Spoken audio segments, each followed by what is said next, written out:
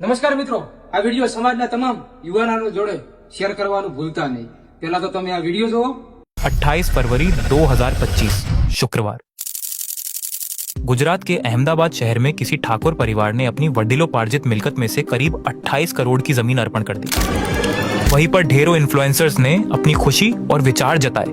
Even Ahmedabad के बहुत सारे न्यूज पेजेस ने इस खबर को अपने सोशल मीडिया पर शेयर किया, जिसको करीब 20 लाख से भी ज्यादा लोगों ने देखा और 5000 से भी ज्यादा लोगों ने कमेंट किया।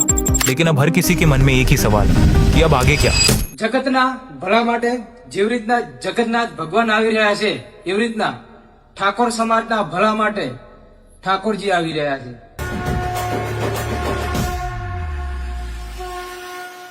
અને આ મિત્રો, આ એક સમાજનું પેજ છે।